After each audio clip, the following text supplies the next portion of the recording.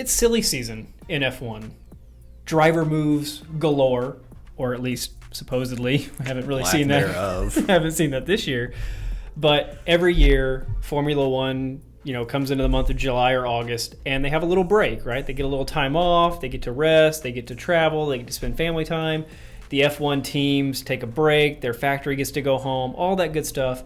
But this is typically the time of year when people are making moves, right? Yeah, and that's one of the things that kind of blew our minds at the very beginning of this whole thing was the fact that moves happen halfway through seasons. That is a big thing that happens in Formula One. And here we are, 2023 summer, nothing. Yeah, so we're going to take a look back at some of the biggest driver moves to happen and kind of their significance in Formula One. Welcome to Turn 1, a Formula One podcast.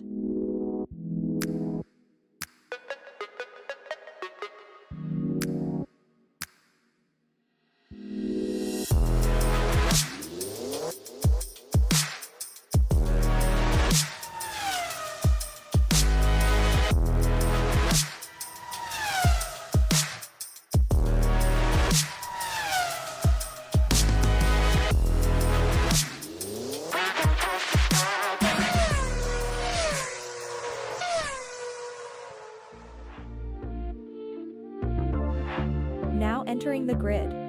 Here are your hosts, Thomas and Jeremiah. Welcome to Turn 1, a Formula One podcast. We're your hosts, Thomas. And Jeremiah. So like we mentioned before the intro, we're going to go back through some of the most significant driver moves. Not all of these happen during the summer break or silly season. It's extremely hard to track that kind of stuff down. But this is a very relevant topic because we're approaching the end of the summer break for Formula One. We have a race coming up this week in Zandvoort. And we have had basically zero driver moves at this point. Yeah, I think the only thing announced was Alpine firing their team principal. That's about it. Otmar got fired, I think, after the Hungarian Grand Prix. Yeah, and there's rumors that Matteo Binotto will replace him. That would be sweet for them, at least. We'll see how that plays out. So, looking back in time, F1 drivers do things that just don't always make sense. I think our first exposure to that was probably Daniel Ricciardo leaving Red Bull, right? So Daniel Ricciardo drove for Red Bull. He was part of the Red Bull Academy and Toro Rosso and all that good stuff. And just whenever the new young gun Max Verstappen comes along, starts winning races, starts kicking him around a little bit, Danny Rick jumped ship.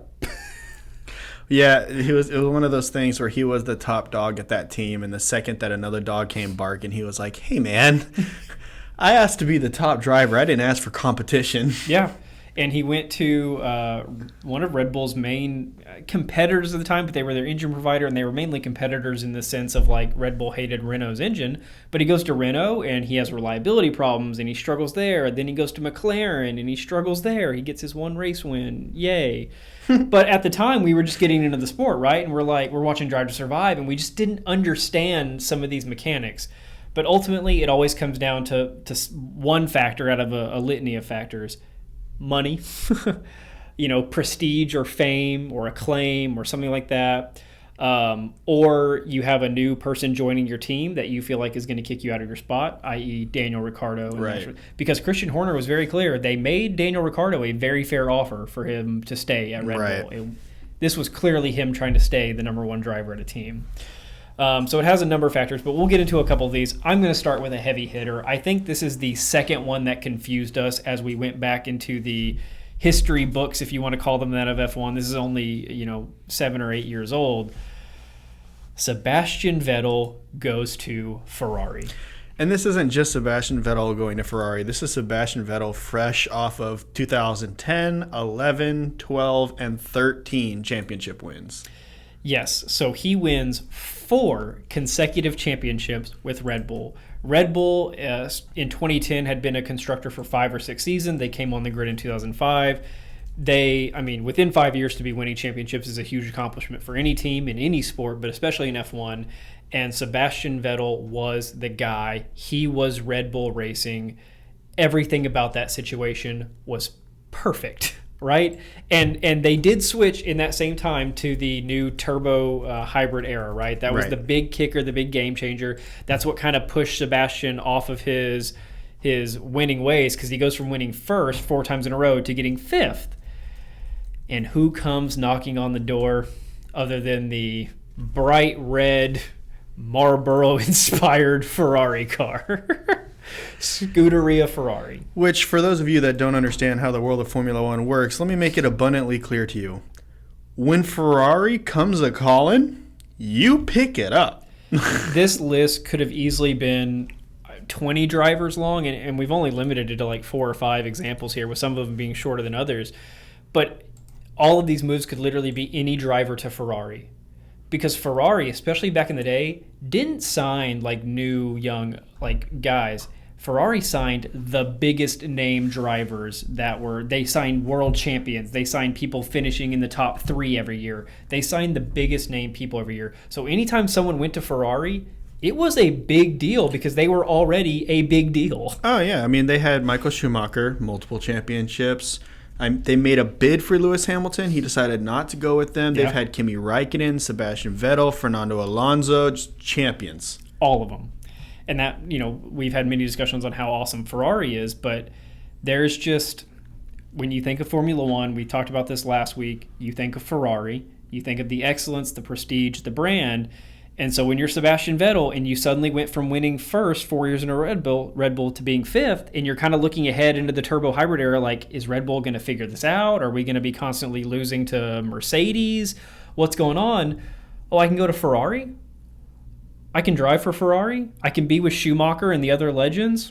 I'm going to go do that. Yeah, and we talked a little bit about how Daniel Ricciardo ran from a fight, which... Take that as you will. It's not necessarily fact. It's personal opinion. I'm not even saying it's my opinion. Regardless, though, in a sense, Sebastian Vettel kind of did the same thing. He had a horrible year in 2014, finishing 5th in the driver standings, but Red Bull finished 2nd. That's because Daniel Ricciardo finished in 3rd in the standings, winning 3 different races. Do you know how many Sebastian Vettel won in 2014? None. 0. This man went from 4 straight titles to 0 wins in 2014, finishing 5th in the standings. It hurts. With a young gun knocking on his door. So when Ferrari came and called, I'd pick up that phone. It's hard to. And again, he was kind of validated almost his first year at Ferrari in 2015. He got 3rd in the driver standings. So you're like, all right, I'm back on track. Good move. But then he got 4th. And you're like, okay, maybe not. But then he goes 2nd twice, and then 5th, and then 13th, and then he moves to Aston Martin. So it didn't pay off. But that's a huge move because, again, the Red Bull just went on a run, and you're only a year removed. And he jumped ship. So there's number 1, Sebastian Vettel going to Ferrari. Huge, crazy driver move that had some crazy implications on Red Bull's upbringing and on the Ferrari team at the time. And it was really interesting because that was almost a revitalization of Ferrari. It just didn't quite fully get there. Next on the list, another big hitter, Michael Schumacher to Ferrari. Yes, sir. Not all of these are people going to Ferrari, but a lot of them are. So Michael Schumacher, everybody regards as the best, if not tied for the best F1 driver of all time with Lewis Hamilton. Just given that they drove in different eras, it's very hard to compare. They had different races a year, the different technical regulations. But 7-time world champion. But 2 of those championships were at Benetton. Exactly. Meaning that he was already a 2-time champion coming into this on a team that wasn't even a front runner at the time. No. So 1994, 1995, Michael Schumacher wins 2 titles in a row with Benetton. Benetton was obviously good because they were giving him a good car, but they were struggling financially. There was a lot of things behind that, and there were probably more things behind the scenes with why he ultimately decided to jump to Ferrari. But come 1996, Ferrari comes calling, and again, even in the 90s, Ferrari's been synonymous with F1 since the beginning. So it's not even like the 90s were much different than today. But like Jeremiah mentioned, the last time Ferrari had won the Drivers' Championship was 1979. So this is, 15, 16 years prior. And their last Constructors' Championship was 1983. They're not hot stuff. Right. So to set the whole scene here, Like Vettel moving to Ferrari, Ferrari was not the top dog at the time, and they were hoping that this move would make the big change. Michael Schumacher was the best driver. Ferrari was not the best team, but he trusts Ferrari for the team that they are, for the lineage they have, and he makes the jump. Yeah. Now, I mentioned at the start of this, there's a couple of reasons a guy will move. Money, fame, somebody in their team forcing them out, and we'll actually hit all of those as we go through this list. With Michael Schumacher, it's going to be a combination, okay? He already had the fame. He won 2 titles and all that. The acclaim and fame that comes with Ferrari is another level, so there's that part of it. He was offered $60 million over 2 years by Ferrari. Yeah, that's kind of hard to turn down considering it was 1996. Yeah, that is $30 million a year. Gosh. And it's hard to find contracts at the time. It was a lot more private, and the stuff hasn't been tracked very well. That would be one of the biggest contracts today. That would put him third, I think, behind Max and Lewis in terms of driver pay. Yeah, 20 years ago. Which is wild. Almost 30 years ago. 30 years ago. Almost 30 years ago. Still thinking that 90s. Yeah. So at the time, just to wrap up Schumacher's story, Ferrari was a joke. Alan Prost had a really funny quote, which I'm gonna kind of excerpt here. Alan Prost called the Ferrari team's vehicles of the era trucks, pigs, and accidents waiting to happen. Jeez. Now, obviously, the big revelation with Ferrari and how this ends up being significant is Schumacher essentially revitalized the Ferrari team throughout the late 90s and into the 2000s. Ferrari wins their Constructors' Cup, I believe, in 1999. He goes on to win 5 Drivers' Championships in the 2000s. And it really, I mean, Ferrari was already the number one brand in F1, but that really just drove that nail home that Ferrari's awesome. And again, whenever we came into the sport, 2 years ago or whenever it was, we're like, why is Ferrari not that great? Right? Because every time you think of F1, you think of Ferrari's dominance and their excellence. Even if you think of Ferrari in general, they are, I guess you could say in a sense, the kings of the motor world in terms of even if you were buying a regular car, if somebody says that they have a Ferrari, it's like, whoa. You got a Ferrari? That's why we mentioned a long time ago, like, why doesn't Lamborghini have a team? Yeah, so if Ferrari F1 is looking for someone to sponsor, you can find us at Turn One Podcast. We'll put a big Ferrari neon sign right here. You bet. 100%. Okay, next move. Not a Ferrari move. Lewis Hamilton. Now, Lewis could have a couple of different, 2 entries on this list, but him going to Mercedes in 2013 set the stage for Formula One as we know it right now. This is the most modern, it's not the most modern move on the list, but it's one that has the most lingering effects because Vettel's was actually a little bit closer to present day. Let's go back to 2008. Young Lewis Hamilton whips up a nice little driver's championship for him at McLaren. Oh, yeah. Now, McLaren, another stable name in Formula One. McLaren often referred to in the top 3 like Ferrari is in terms of lineage and greatness and history and dominance. So you're like, oh, Lewis jumped a ship to the awesome, well-renowned, established brand Mercedes. They've been killing it in the audio industry for 100 years. They're dominant in Formula One. No. Nope. They entered Formula One in 2010 after buying Braun, rebranding themselves as Mercedes AG because it was Braun AG. Right. And then they switched to AMG a few years later. Mercedes was directionless. They were lost. Mercedes at the time had Michael Schumacher coming out of retirement to drive for them, as well as the kind of young-ish Nico Rosberg, who... Son of a championship, and was decent, but when you go back and look at Nico's record, he was kind of like an Alpine driver of the day. Very middle of the pack, finishing in the 7 to 13 range most of the time, and just kind of meddling around. So Lewis, a champion, established driver, going to a team that essentially had no direction, no future, whatever. Here's what I think he saw. 1, they probably paid him a fair amount of money. But 2, he thought, I'm about to run this team. Well, and that's what was offered, if I'm not mistaken, is they were basically stating, hey, you have a chance to get into the ground floor on a team that has not established itself yet, and you can be the face of it. Yeah, and the other thing, so when you go back and look at Lewis's record, obviously 2007 he joins McLaren. He goes second, crazy. 2008, first, Yep. crazy. But then he goes 5th, fourth, fifth, fourth. And it's like, okay, what are we doing here, right? At a certain point of getting fifth and fourth, you're kind of done with it. Right. And you're doing the Daniel Ricciardo thing of like looking around like, where's my options? Where can I go? The same thing Sebastian Vettel did after 1 year. Lewis waited 4 or 5 seasons to do. He goes to Mercedes in 2013. He gets fourth, and then he goes on his run. Yep. First, second, first, second. Absolutely incredible run by Lewis Hamilton. I told Jeremiah this just before we started filming. I did not know this. Toto Wolff, he probably had a hand in it, but at the time, Toto Wolff was not running Mercedes Racing when Lewis Hamilton was signed.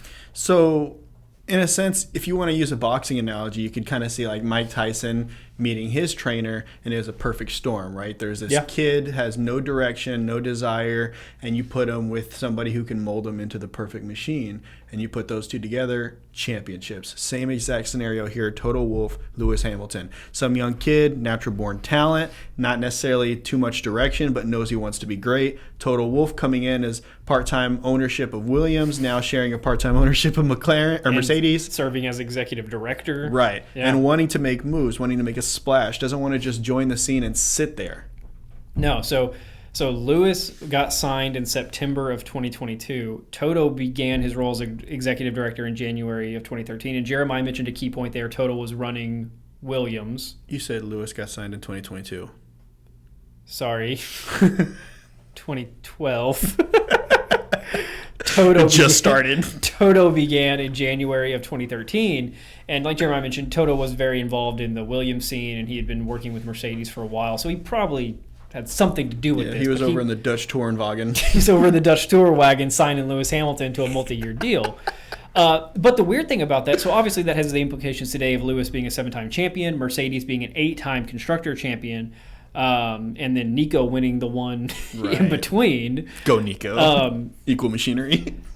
Like Jeremiah mentioned, it was the perfect storm of Lewis coming together and Toto coming together. But Lewis almost could have not had a career had he not made that move. Really? So just because of the McLaren shape after those seasons? What if he had gone to any other team other than Mercedes? Because Mercedes figured out the car, right?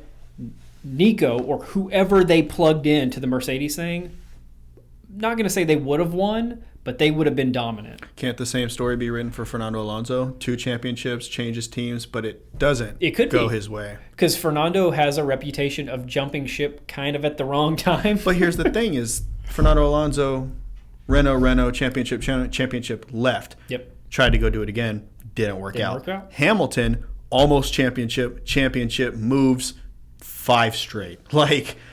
So that very easily could have been like a Fernando Alonso career where he gets 1 championship, comes in second, and then he's chasing championships for the next 8, 10, whatever seasons. And imagine what we're talking about if Lewis jumped to like Ferrari or Red Bull or something like that, who didn't quite have that car figured out, and they were finishing, 2nd, 3rd, 4th, 5th, somewhere in the standings.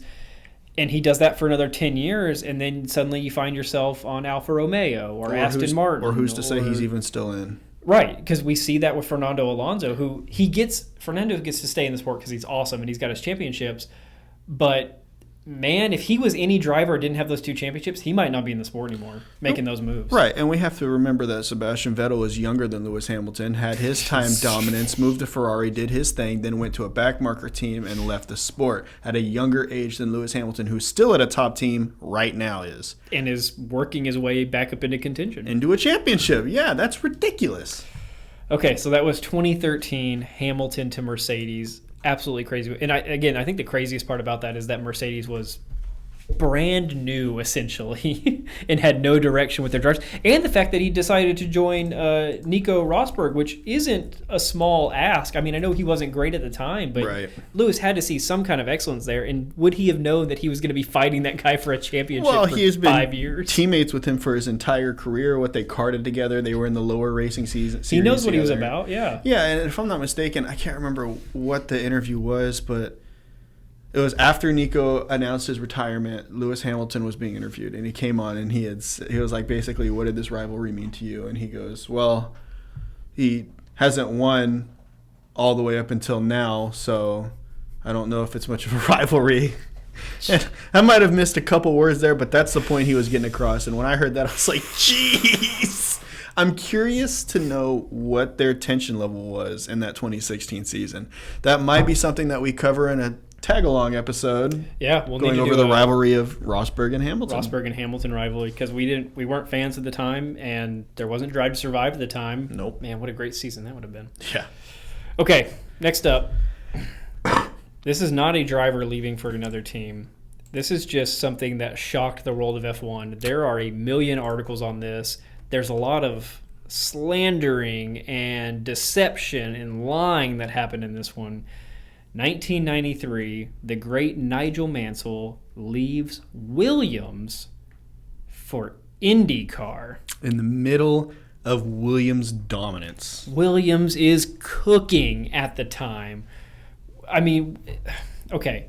So back in the 90s, Williams hadn't stunk for 20 years like they do now. So keep that in mind if you're new to the sport, kind of like we are. It's still hard for us today to wrap our minds around seeing, Alex Albon out there in a Williams and comparing him to Nigel Mansell in a Williams of the 70s, 80s, and 90s. But Mansell won in 1992 at Williams. He was the champion. And then they have a contract dispute. He asked for more money. Williams says, okay. This is so 90s. They send him a contract to his house on Isle of Man, because of course Nigel Mansell has a house on the Isle of Man. And he just kind of puts it down and just lets it sit there for a couple of months. And he doesn't sign it, doesn't send it back, doesn't accept it, doesn't do anything. He goes on to win several races for Williams because, again, like Jeremiah mentioned at the start, all of these driver moves and contract negotiations happen in the middle of the season. So while that contract is sitting there at his house, he's winning Formula One races. He gets home and he says, you know what? This contract's no good anymore. I want some more money. So he sends it back and says, nope, give me more money.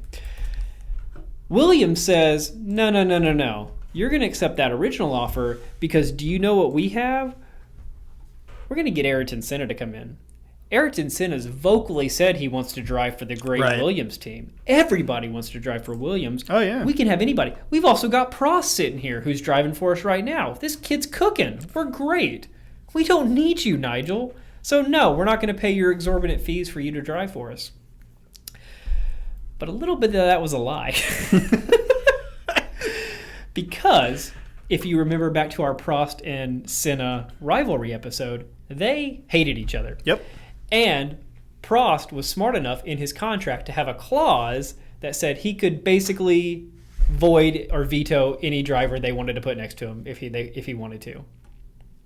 So when the team kind of went behind closed doors to Mr. Prost and said, hey, Nigel's kicking tires, he wants more money, we're going to sign Senna instead, he said, no, you're not. You're not signing Senna to this team. I didn't know. So they blocked that trade from happening. Prost blocked the trade. Wow. I didn't know he had that kind of... Oh, well, yeah.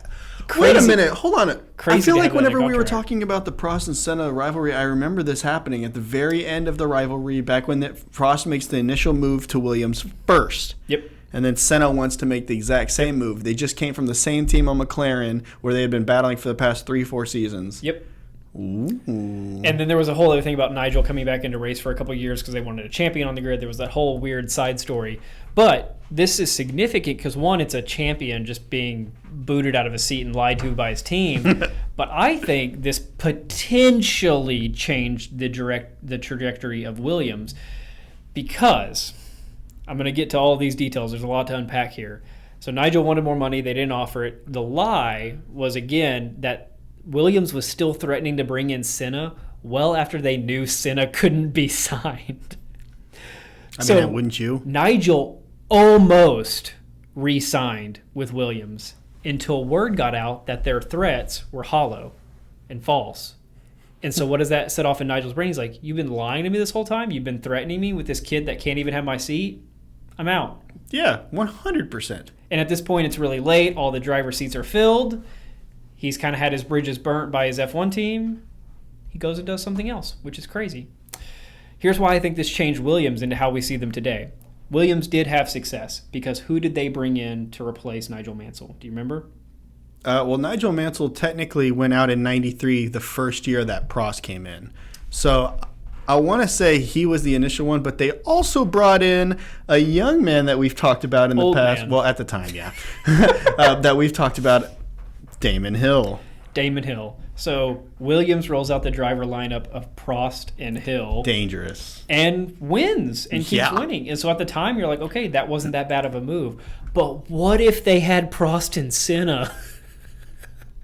I mean, it's hard to argue with Damon Hill winning a couple. Sure. But Senna at the time was the guy. Williams would have been the next McLaren. Yeah. Because they would have had Prost and Senna would have taken the rivalry from McLaren and just moved it to Williams. And Senna, barring his ending, would have been carried into the late 90s and 2000s when Schumacher was on a run. Oh, yeah. At the time in 94 when he was on Williams, I mean, he was in the fastest car on the grid and he was the fastest driver. That's a nasty mix-up. So, all that said, Mansell leaving Williams, I couldn't believe this when I was reading all the stories and articles. I encourage y'all to go Google it. There's a ton of stuff from the 90s on it out there. They've done a great job documenting it. But just the fact that Prost has that clause and Senna didn't make it to the team, and then the empty threats and the fact that he almost signed but then backed out, craziness. So hold on, because it sounds like you're about to jump off this. Yeah. But I have a couple more fun facts for all of our listeners out here. It.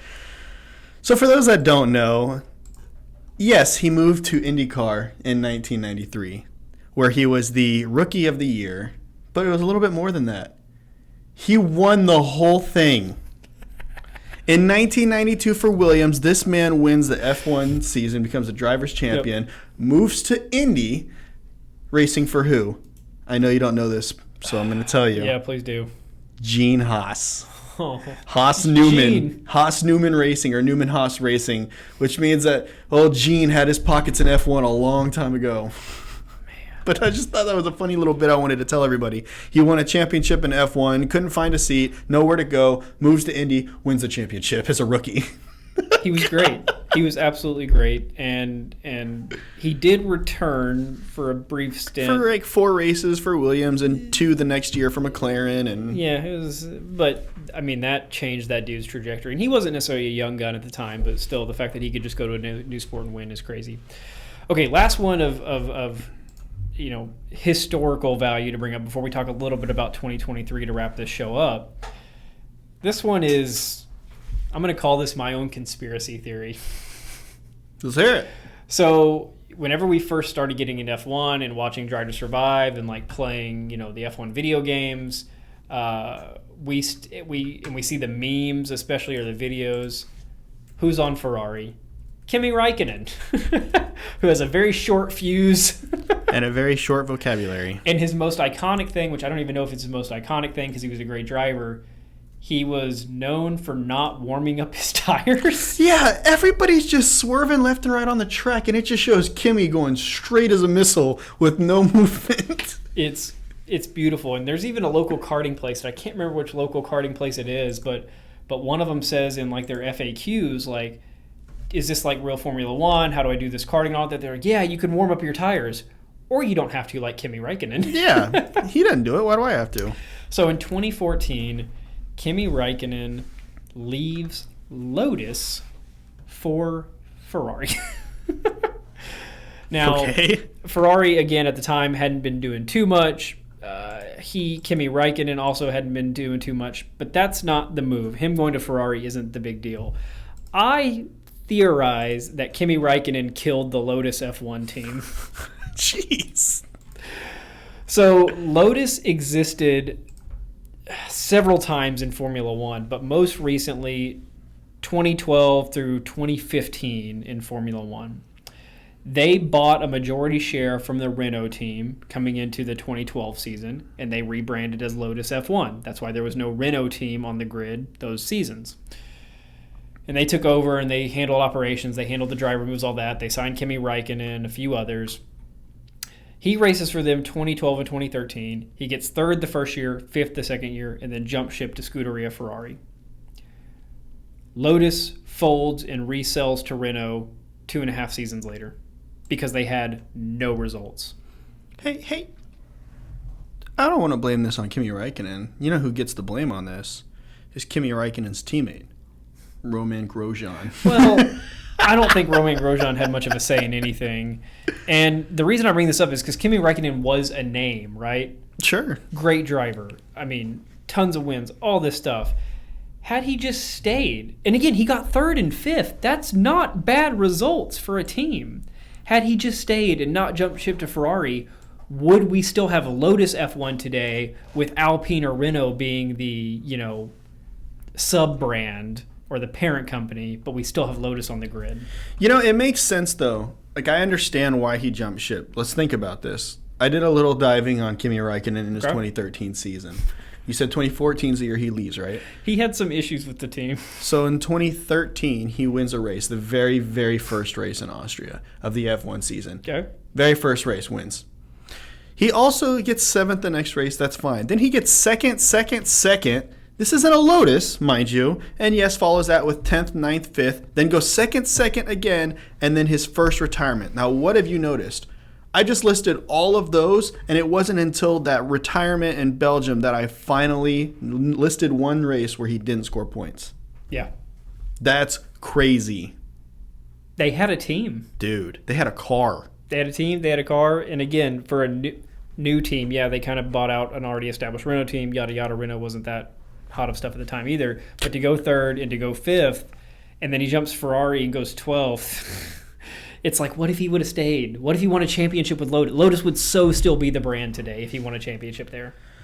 You mean that it wouldn't have been taken over by Renault? Yeah, and then now Alpine. And if it did, maybe it would have taken longer. But at the time, I could definitely see something like that happen. Lotus was on the rise. They come in, they take over a team. They finish fourth in the Constructors' Cup, and then the very next season finish fourth again, both with Kimi and Romain Grosjean in both seasons.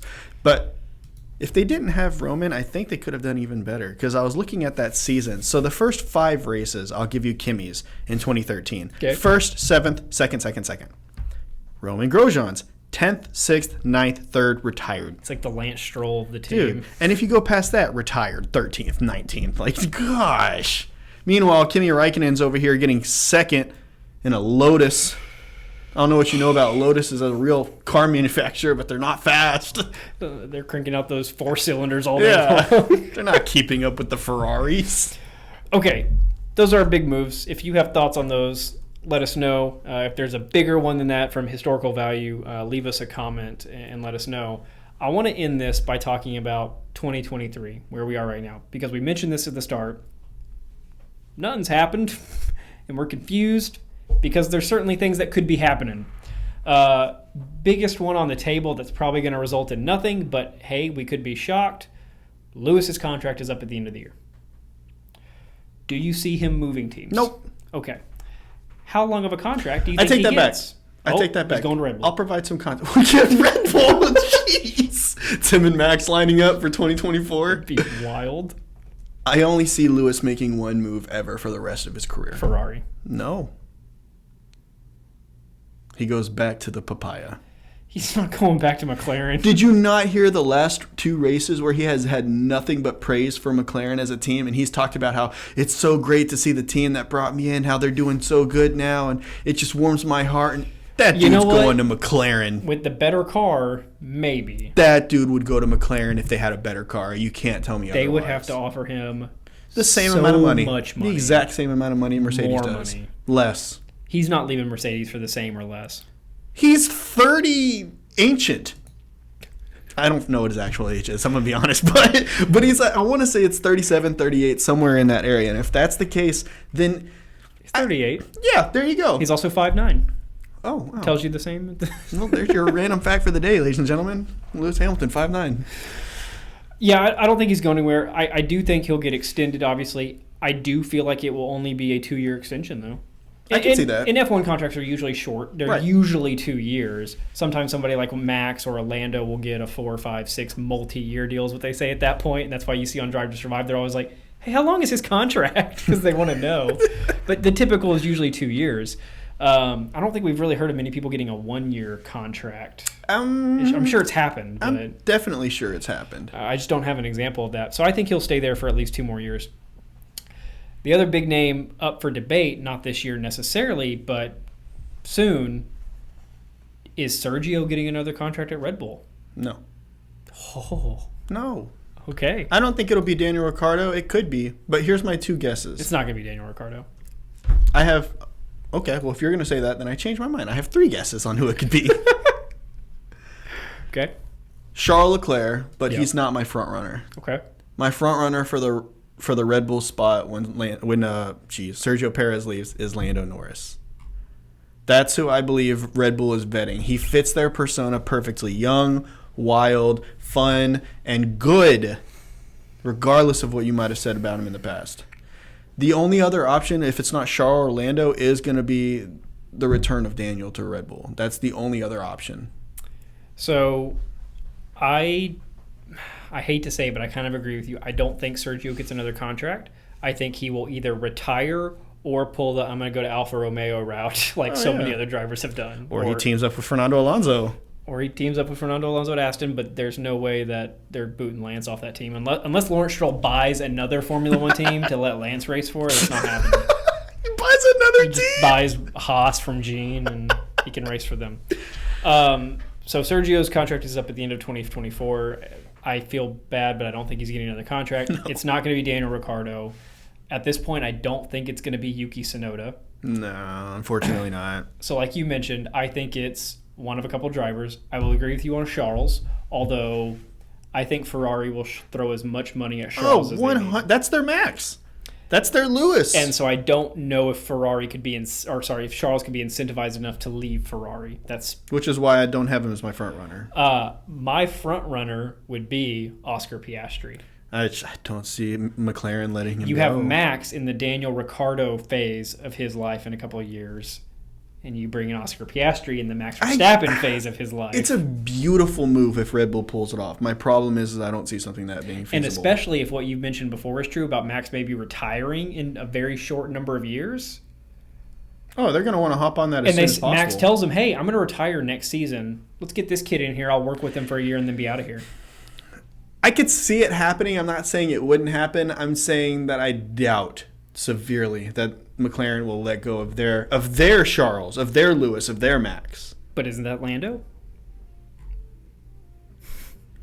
I'm going to say no, but I have a reason. Okay. Because I am the I'm the biggest Lando Norris fan, I feel like, of the two of us. Oscar Piastri is the future of McLaren. That's a fact, and the only reason why is because he's too dang close to Lando's speed right now in his rookie season. Yeah. I see in 2 years, if not next year, he passes Lando for speed. If not, they're dead even for the next 3-4 years. Which is crazy because Lando's been in the sport. Oscar is a rookie. Years. Yeah. Okay, there are a ton of other things happening behind the scenes in F1. If you know some inside scoop that we don't know on the 2023 driver moves, let us know. I think the reason we're not hearing much is because I don't think there's going to be any big groundbreaking changes that happen right now. I think everybody's pretty locked into a spot, right? I guess so. Like, we're not going to hear any major news unless we're just shocked by it. But in years past, we can kind of tell what's going to happen. Right. You kind of see it coming. This year, everybody's kind of locked in for a little bit. I think the bigger moves are going to come next season, which will be really, really fun. All right, what's your ask for the audience? I like how you just know it's coming. I've had one sitting in my head the whole time you were talking. Guys, if you think Nigel Mansell deserves another attempt at F1 and that he should come back and reunite with his old team leader in Gene Haas and they should just run it through in F1. He's 70. Let me know. I want to know. All right, guys. Thanks. Bye, guys.